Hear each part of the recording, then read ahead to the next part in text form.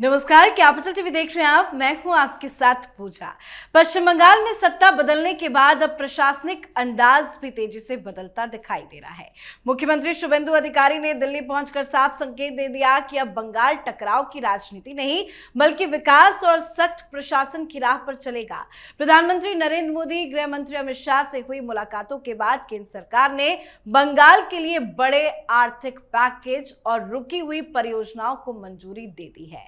शुभेंदु अधिकारी लगातार ये संदेश दे रहे हैं कि वो मोदी और अमित शाह की नीति पर चलते हुए राष्ट्र पहले, सुरक्षा पहले और विकास सबसे ऊपर की लाइन पर काम कर रहे हैं। यही वजह है कि बंगाल में अब अवैध घुसपैठ, सीमा सुरक्षा और सरकारी योजनाओं में फर्जी लाभार्थियों के खिलाफ तेजी से कार्रवाई शुरू हो चुका है। अपने ताजा बयान में शुभेंदु अधिकारी ने बड़ा ऐलान भी किया।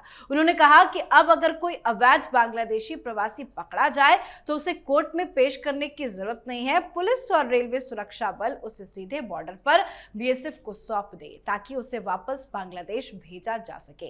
तो पीएम मोदी अमित शाह से मुलाकात के बाद और किस रफ्तार से बंगाल में काम हो रहा है, घुसपैठियों का कैसे इलाज हो रहा है, आज इसी पे चर्चा करेंगे। मेरे साथ स्टूडियो में मौजूद हैं कैपिटल टीवी के editor in chief doctor Manish Kumar. Doctor साहब, बहुत बहुत स्वागत है आपका। धन्यवाद। एक एक करके छन की खबरें सामने आ रही है कि पीएम मोदी और अमित शाह से सीएम शुभेंदु अधिकारी मिले तो क्या कुछ हुआ। ये मुलाकात अब किस डायरेक्शन में जाता हुआ दिखाई दे रहा है? देखिए, जैसे ही वो कलकत्ता उतरते हैं, हाँ और जिस तरह की उनकी बॉडी लैंग्वेज है जी, जिस तरह के उनके तेवर हैं, साफ मैसेज है कि अभी तक जो आप कर रहे हो इसको आगे लेकर के जाना है। हाँ अभी मैं आऊंगा आगे क्या क्या प्लान है, लेकिन एक बात जरूर कहूंगा, ममता बनर्जी खत्म। शुभेंदु अधिकारी जिस हिसाब से टीएमसी को छोड़ करके आए थे, जो अपमान उन्होंने वहां सहा और जिस कदर ममता बनर्जी ने बंगाल की जनता का दमन किया, शोषण किया, उसको डरा कर रखा। ममता बनर्जी की राजनीतिक कहानी जो है वो अब उस पर पॉज बटन दब गया है। पॉज बटन दब गया है, उसके साथ कोई नहीं खड़ा होगा। शुभेंदु अधिकारी जो वहां पहुंचे हैं, दिल्ली से खबर आ रही है 1 लाख करोड़ रुपए मोदी सरकार ने इनके सुपुर्द कर दिया। 3 मेन एजेंडा। पहला, जितनी भी जनता को दी जाने वाली सुविधाएं, चाहे वो अनाज का हो, टॉयलेट का हो, उज्ज्वला हो, जो प्रधानमंत्री मोदी की जो एक प्रॉपर लाभार्थी वर्ग, जहां जहां बीजेपी की सरकार है वहां ये लोग रिपीट इसलिए कर जाते हैं क्योंकि वहां जनता खुश होती है, इतनी सारी सुविधाएं जनता को मिलती है। तो उसका रिव्यू मतलब ये कि किसी भी जो व्यक्ति या परिवार जो उसके लिए बिल्कुल क्वालिफाई करता है, उस हर परिवार को मिलना चाहिए, और जो कोई इस लाभार्थी के कैटेगरी में नहीं आ सकता उसको कड़ाई से बाहर करना है। तो इसलिए पॉइंट नंबर 2, एक तो योजनाओं के लिए पैसे आ गए।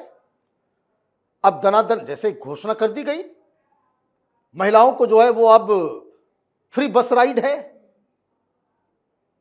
30 तारीख को ये मीटिंग इसलिए इंपॉर्टेंट है और बहुत बड़ा फैसला, 30 तारीख को ये जो डीए जो फंसा हुआ था उनको अब किस्त में मिलना शुरू हो जाएगा। ये तमाम जो अधिकारी जो पश्चिम बंगाल सरकारी विभाग में काम करने वाले, ये डीए का फैसला 30 तारीख की मीटिंग रखी गई थी, ये सोच के कि भाई तब तक जो है वो सारी चीज़ें आ जाएगी, तो ये भी पैसे का इस्तेमाल उसमें होगा, इंफ्रास्ट्रक्चर डेवलपमेंट हो, ये सारी चीज़ें अलग। अब एक बड़ी बात ये है कि अभी जो 27 लाख जिन लोगों का नाम क्वेश्चन मार्क में है वो, और 58 लाख जो पहले जिन लोगों का नाम इलेक्शन कमीशन ने काट दिया, अभी सिंक्रोनाइज किया जा रहा है और एआई की मदद ली जा रही है कि जो लोग उस नाम, भाई उनके पास नाम तो कटा लेकिन उनके पास आधार है, उनके पास राशन कार्ड है। और टीएमसी वाले करते क्या थे, अभी देखिए ये खुलासा हुआ कि टीएमसी के दफ्तर में लोग घुस गए, टीएमसी वाले को मार मार के भगा रहे, वहां ड्रॉर खोला तो मालूम चला इतना इतना आधार कार्ड पड़ा हुआ है, इतना इतना राशन कार्ड पड़ा हुआ है। वो क्या है कि जो योजनाएं आ रही हैं उसका फॉर्म फिलअप कर दिया जा रहा है, ये आधार नाम से फर्जी।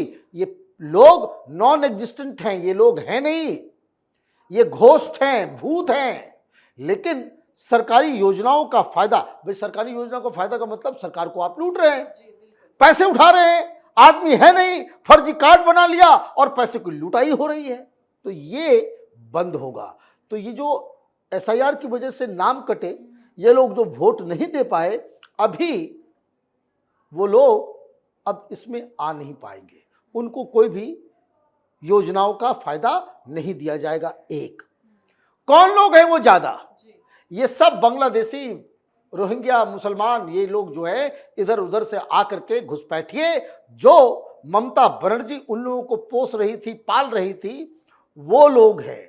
और इसलिए जो आपने खबर दी कि शुभेंदु अधिकारी ने साफ साफ कहा कि जहां कहीं भी बांग्लादेशी रोहिंग्या पकड़े जाए उसको कोर्ट लेकर के नहीं जाना, गिरफ्तारी नहीं दिखानी, सीधा सीधा बीएसएफ के हाथ में दे दो, यहां रहना है रहो, जाना है जाओ।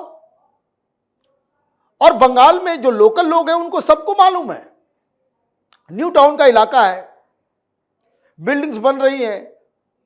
आज से 10 साल पहले, 12 साल पहले, 2011 से पहले ये राजरहाट, न्यू टाउन, ये खेत हुआ करता था, खाली जमीन। तो बिल्डिंग्स भी बन रही हैं और वहां पे रोहिंग्या बांग्लादेशी भी आकर के बस गए, उसकी झुग्गियां बसाई जा रही है, तो वहां बुलडोजर भी चल रहा है। तो लोकल स्थानीय लोगों को तो मालूम है कि कौन बस्तियां जो हैं वो बांग्लादेशियों से भरा पड़ा हुआ है, वहां बुलडोजर चलाओ, घर गिराओ, उसको सारे बेनिफिट से महरूम करो और पकड़ पकड़ के इनको बॉर्डर के पास ले जाकर के बीएसएफ को दे दो। तो ये अमित शाह की तरफ से शाबाशी दी गई। प्रधानमंत्री मोदी ने कहा कि तुम्हें क्या चाहिए, बोले बहुत सारी योजनाएं हैं, पैसे की जरूरत पड़ेगी, भाई लो भाई जितना पैसा चाहिए। तो वो पैसा मिल गया।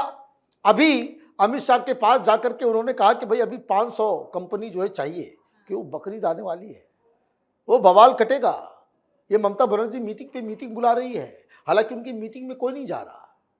अभी आपने खबर सुनी होगी कि भाई 136 पार्षद हैं कलकत्ता में, उनकी बैठक बुलाई गई, 50 नहीं आए, मात्र 86 आए। अगली बैठक करेंगी तो और उसमें गायब हो जाएंगे, 40 पहुंचेंगे, बाकी सब चले जाएंगे। ये कलकत्ता के अंदर क्यों बुलाया था? उनका मूड ये है कि बकरीद को लेकर के वो आंदोलन करेगी, सड़कों पे उतरेगी। लेकिन कैसे उतरोगी? हिम्मत हार चुके हैं सब, हिम्मत हार गए सारे लोग। ममता बनर्जी जहां जा रही है, चोर चोर चोर चोर, है ना, माच चोर, पीसी चोर, है ना, भाईपो चोर। ये जहां ये लोग घर से बाहर निकलने की हिम्मत नहीं हो रही। कोई टीएमसी का नेता पब्लिक में जा नहीं सकता।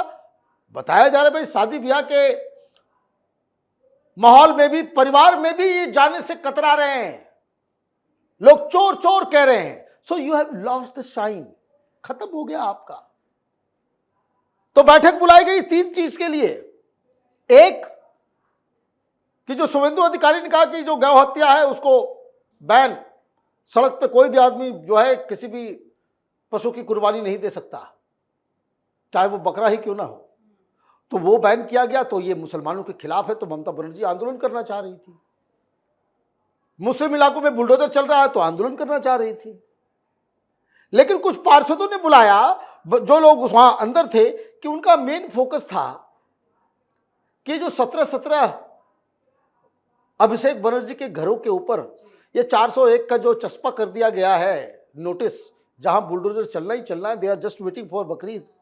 बकरीद का बवाल खत्म होगा, फिर उसके बाद जो है ये इन घरों के ऊपर बुलडोजर चलाया जाएगा। तो ये ममता बनर्जी रिक्वेस्ट कर रही थी कि ये सब के लिए हमें सड़कों पे उतरना पड़ेगा। तो कोई आगे नहीं बढ़ के आया, दिल्ली में मालूम चल रहा है, यहाँ बैठक चल रही है टॉप लीडर से, अमित शाह से मुलाकात कर रहे हैं टीएमसी के सांसद। 12-13 सांसद ऑलरेडी जो है वो छोड़ने को तैयार होकर बैठे हुए हैं। विधायक लोग अलग से वो नाराज चल रहे हैं। और अब पार्षदों की कहानी आ रही है। वो हेली शहर में, कचरापाड़ा में लोग जो है छोड़ के जा रहे हैं। अब तो ये संख्या जो है और भी 8-10 म्यूनिसिपैलिटी से ये खबर आ गई है कि टीएमसी के जो पार्षद हैं वो छोड़ के ग्राउंड लेवल पे भी आप खत्म हो रहे हैं। तो जिस तरीके से ये हम लोगों ने डिस्कस किया था कि वो दिल्ली आएंगे, अमित शाह से मिलेंगे, मोदी से मिलेंगे, उनके पास रिपोर्ट्स होंगी कि भाई क्या किस तरीके से आप काम कर रहे हो, शाबाशी मिलेगी या आपको कहा जाएगा थोड़ा स्लो डाउन। क्या मिला? आदेश और तीव्रता से और कठोरता से और तेजी से जो काम आप कर रहे हैं उसको आप करते रहिए। यही बंगाल की जनता चाह रही थी। बिल्कुल सर, बहुत बहुत धन्यवाद समझाने के लिए। धन्यवाद। तो शुभेंदु अधिकारी अब खुद को सिर्फ मुख्यमंत्री नहीं बल्कि नए बंगाल मॉडल के चेहरे के रूप में पेश करने की पूरी कोशिश में जुटे हुए हैं। उनका पूरा फोकस कानून व्यवस्था, सीमा सुरक्षा, भ्रष्टाचार पर कार्रवाई और केंद्र के साथ तालमेल बनाकर तेज विकास कराने पर दिखाई दे रहा है। घुसपैठियों के खिलाफ तेजी से एक्शन हो रहा है। सरकार का दावा है कि अवैध घुसपैठियों की पहचान कर उन्हें वापस भेजने की प्रक्रिया को और सख्त बनाया जाएगा।